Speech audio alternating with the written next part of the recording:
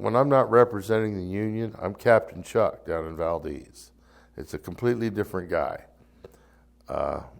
So. Is one of them better to hang out with than the other? Oh, absolutely, absolutely. Which one's the best? Well, I think you'll know that. And I'm not so bad now. I started in 1988. I worked in a grocery store at the time, and it was pretty much a very slow pace, kind of a dead-end career. At that point in my life, I started having marriage troubles and life troubles and money troubles and all kinds of things. And I had two brother-in-laws that were in the union already. One was a taper, one was a painter. And they said, well, you've got good work ethic, so why don't you try it? So that's what I did. In just a few short years, I owned a house and a new pickup, and I bought a boat and all kinds of things just by, being a good person, along with work. I was always a hard worker, I wanted to work like everybody else. So when I became a leader, that's how I led, by working as hard or harder than everybody else on the crew. And you garner respect, you gain respect that way. I was a little bit of I guess I can say, I was a dick back then, as a boss. And it took me a while to mellow out, and not be so abusive to fellow workers and employees of the company. Because I expected them to do what I did. And everybody's not the same. You can't treat everybody the same. You'd like to, because we're all getting paid the same, but that's not how the world works. And it took a while to figure that out. But once I did, I feel I became one of the best foremen, paint foremans in this area, because everybody wanted to work on my crew. We got a lot done, but we worked hard and we played hard. So that's kind of was my motto, and then it got a lot done. Mistakes, okay, you can be taught anything by book or by somebody showing you, but you're really not going to thoroughly learn it until you make a mistake on whatever it is you're doing. And once you make that mistake, you're not going to make that mistake again. And it's hands-on learning.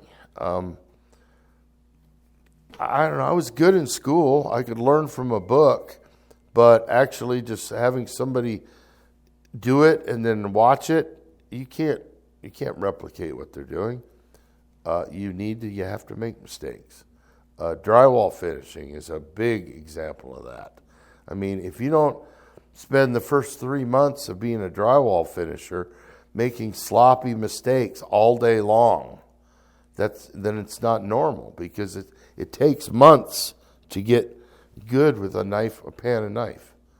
And then you graduate to machine tools, and then it's a whole nother world you got to learn. Mistakes are important, for learning. We went from a master painter or a master of my craft or whatever to being basically an apprentice administrator, union, a representative, because nobody groomed me for it. Nobody was here to teach me. I just got thrown into the big old office upstairs and was expected to just do it. And it took it was a long learning curve. It was a couple of years of basically a lot of reading and a lot of listening and a lot of mistakes to get the representative job down. But, that was, 14 years ago. So it's been a while. The union has been very good to me as far as wages and, health care. When I was an apprentice, my daughter got so sick that we ended up having to ship her to Seattle Children's Hospital. And she spent 6 weeks down there. And I stayed with her, so I wasn't working or anything. And if it weren't for having union insurance and a good union employer to keep my head above water, I'd definitely sunk on that one. But it all worked out. And she's healthy today, and she's my shining star. So, turning 60 a couple of weeks before I retire. So I think I'm happy with that. I'm good with that. And that would not have been possible without a union pension. It just wouldn't. It's been a good run. It's been a good ride. Yeah, it's just time for a new chapter.